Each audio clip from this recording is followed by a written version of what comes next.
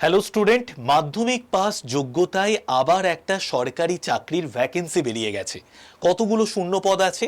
মোট 899টা শূন্যপদ রয়েছে এবং তোমার বয়স যদি 18 থেকে 27-এর মধ্যে হয় তুমি কিন্তু এই পরীক্ষায় বসার সুযোগ পাবে। আমি একদম অফিসিয়াল যে নোটিশ বেরিয়েছে, বিজ্ঞপ্তি বেরিয়েছে, সেটা তোমাদেরকে দেখিয়ে দেব। কেন্দ্রীয় সরকারের চাকরি, ঢুকেই মোটামুটি তুমি 35,000 তো বেতন পাবেই পাবে। ওকে, তো সুতরাং এই সুযোগ হাতছাড়া করো না। প্রথম থেকে শেষ অবধি এই ভিডিওটা দেখে নাও এবং পুরো ডিটেলস সম্পর্কে জেনে নাও। তো আমরা একদম অফিসিয়াল নোটিশটা দেখে নিই, তাহলে আমাদের বুঝতে সুবিধা হবে কি সংক্রান্ত বিজ্ঞপ্তি বেরিয়েছে। তো দেখো, প্রথমে তুমি গুগলে সার্চ করবে BRO রিক্রুটমেন্ট 2026 নোটিফিকেশন আড্ডা 24/7। আমাদের যে আড্ডা 24/7-এর ওয়েবসাইট রয়েছে সেখানে কিন্তু ডিটেলসে পুরো ওয়েবসাইটের মধ্যে কিন্তু ডিটেলসে পুরো বিজ্ঞপ্তি দিয়ে দেওয়া হয়েছে। তো 899টা পোস্ট রয়েছে। BRO মানে বর্ডার রোডস অর্গানাইজেশন রিক্রুটমেন্ট 2026-এর নোটিফিকেশন এটা। এইবার দেখো, আমরা দেখে নিই। বর্ডার রোডস অর্গানাইজেশন থেকে অ্যাডভার্টাইজমেন্ট বের করে দেওয়া হয়েছে। মোট ভ্যাকেন্সি রয়েছে 899টা। তোমার জব লোকেশন কি হবে? লাদাখ, অরুণাচল প্রদেশ, সিকিম, জম্মু কাশ্মীর, এই সমস্ত জায়গায় কিন্তু তোমাকে চাকরির পোস্টিং হবে চাকরি পাওয়ার পর। তো এই সংক্রান্ত যাবতীয় ডিটেলস আমরা দেখে নিই। কত নাম্বারের পরীক্ষা হবে, কিভাবে তুমি ফর্ম ফিল আপ করবে, কবে পরীক্ষা শুরু হতে পারে, ইচ অ্যান্ড এভরিথিং আমরা জেনে নেব। তো প্রথমে দেখো, বর্ডার রোডস অর্গানাইজেশনের কাজ কি, তোমাকে কি কাজ করতে হবে, বা যেখান থেকে এই নোটিফিকেশন বেরিয়েছে বর্ডার রোডস অর্গানাইজেশন কি কাজ করে। দেখো, দুর্গম পাহাড়ি অঞ্চলে বা একদম সীমান্তবর্তী যে সমস্ত অঞ্চলগুলো রয়েছে, রাজস্থান থেকে শুরু করে পাঞ্জাব থেকে শুরু করে বিভিন্ন যে সীমান্তবর্তী অঞ্চলগুলো রয়েছে, সেই সীমান্তবর্তী অঞ্চলে রাস্তা তৈরি করার কাজ করে বর্ডার রোডস অর্গানাইজেশন। তো দেখো, বর্ডার রোডস অর্গানাইজেশন ভারতীয় সেনার একটি অংশ। এরা লাদাখ, অরুণাচল প্রদেশ, কাশ্মীরের মতো দুর্গম ও স্ট্র্যাটেজিক যে লোকেশনগুলো রয়েছে সেই সমস্ত দুর্গম এবং স্ট্র্যাটেজিক সীমান্তে রাস্তা বা ট্যানেল বা ব্রিজ তৈরির কাজ করে, আর এখানেই তোমাকে কিন্তু কাজ করতে হবে। ওকে, চলো। তো প্রথমে আমরা এই সংক্রান্ত যাবতীয় তথ্য তো জানবই, তার আগে তোমাদের একটু বলে দিই, যারা যারা তোমরা ফ্রি ক্লাসের পিডিএফ পেতে চাইছো, কারেন্ট অ্যাফেয়ার্সের ক্লাসের পিডিএফ পেতে চাইছো, জিকেজিএস ক্লাসের পিডিএফ পেতে চাইছো, তাদের জন্য আমি এখানে একটা নাম্বার লিখে দিয়েছি 81 59 91 66 85। এই নাম্বারটাকে মোবাইলে সেভ করে নাও। মোবাইলে সেভ করে জাস্ট একটা হোয়াটসঅ্যাপে হাই লিখে পাঠাও, তাহলেই তোমাদের কাছে গ্রুপের লিঙ্ক চলে যাবে। গ্রুপে যুক্ত থাকলে তুমি ক্লাসের note, PDF, each and everything পেয়ে যাবে। জিকেজিএস এর ক্লাসের নোট পিডিএফ পেয়ে যাবে, কারেন্ট অ্যাফেয়ার্সের ক্লাসের পিডিএফ পেয়ে যাবে। সমস্ত কিছু পিডিএফ পাওয়ার জন্য এই নাম্বারটাকে মোবাইলে সেভ করে হাই লিখে পাঠিয়ে আমার গ্রুপে যুক্ত হয়ে যাও। প্রতিদিন সকাল 8টায় এই চ্যানেলে কারেন্ট অ্যাফেয়ার্সের ক্লাস হচ্ছে, তারও কিন্তু লিঙ্ক আমি ক্লাস শুরুর আগে তোমাদের কাছে প্রোভাইড করে দিই। চলো এইবার আমরা জেনে নিই মোট কতগুলো শূন্যপদ রয়েছে।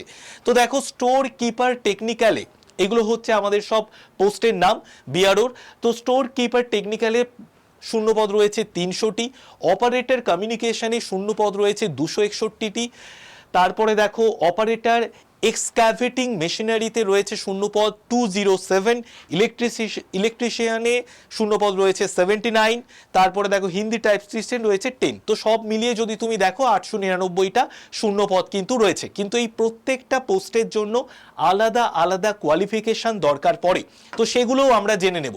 দেখো, এসকেটির জন্য তোমার বয়স হতে হবে 18 থেকে 27।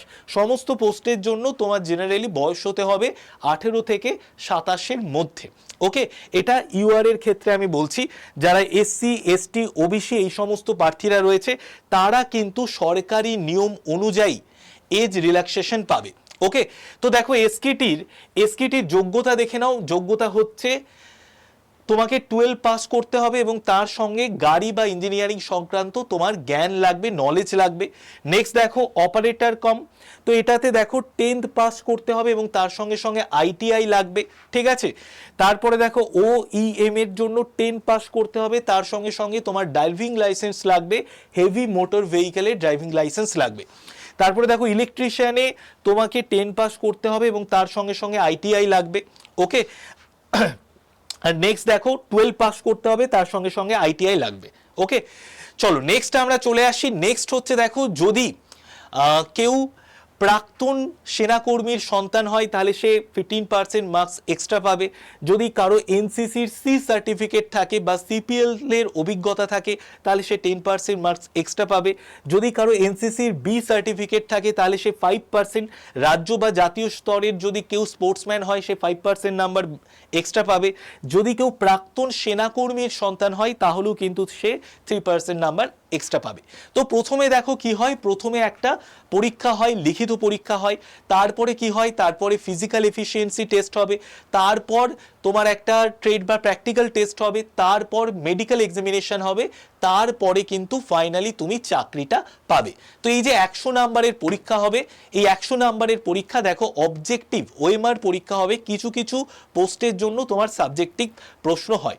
ওকে, আচ্ছা নেক্সট দেখো 100 নাম্বারের পরীক্ষা হবে কোনো কোনো পোস্টের জন্য, মানে বিভিন্ন পদের উপর নির্ভরশীল 1 থেকে 3 ঘন্টার পরীক্ষা হয়, নেগেটিভ মার্কিং থাকে, প্রত্যেকটা ভুল উত্তরের জন্য 0.25 নাম্বার কিন্তু কাটা যাবে।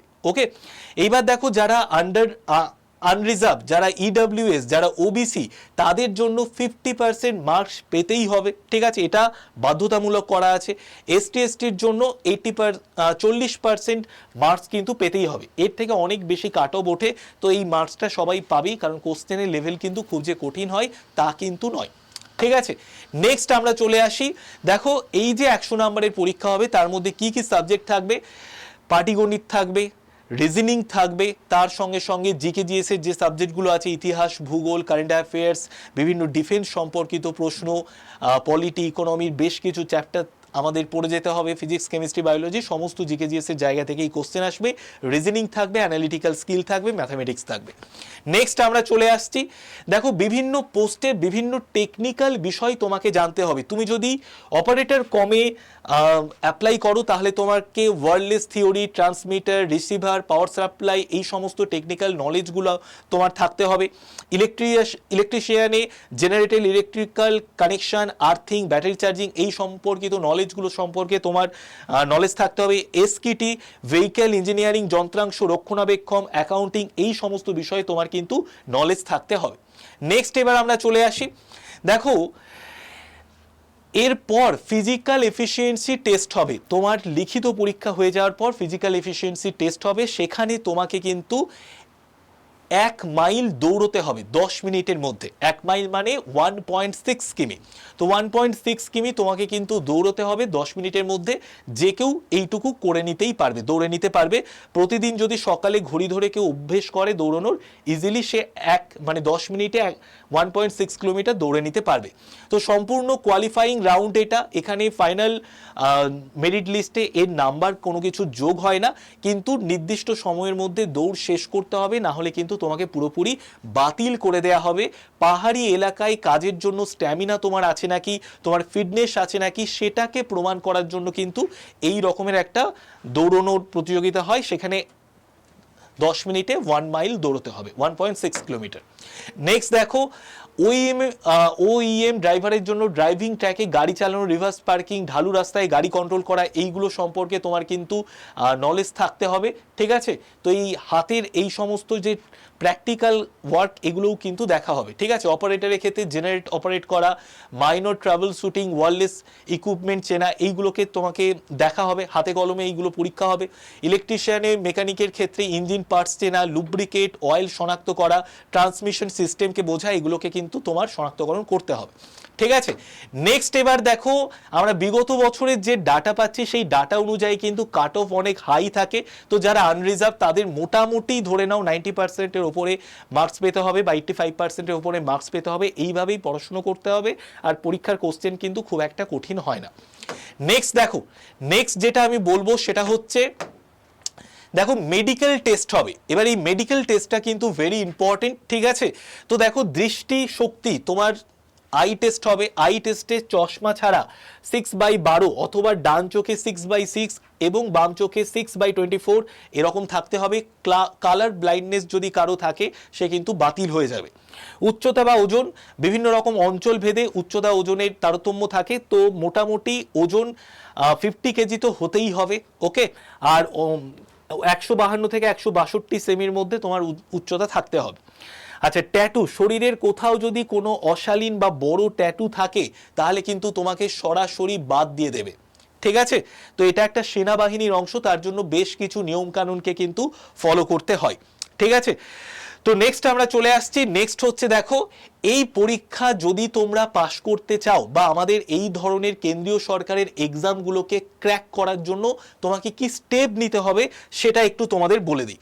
দেখো, আমাদের অফলাইন ব্যাচ রয়েছে, সামনে আমাদের এসএসসির অনেকগুলো পরীক্ষা রয়েছে এবং তার সঙ্গে সঙ্গে আমাদের রেলের পরীক্ষা রয়েছে। কেন্দ্রীয় সরকারের চাকরিকে যারা টার্গেট করছো তাদের জন্য দেখো সুপার 70 বলে আমরা একটা ব্যাচ স্টার্ট করেছি।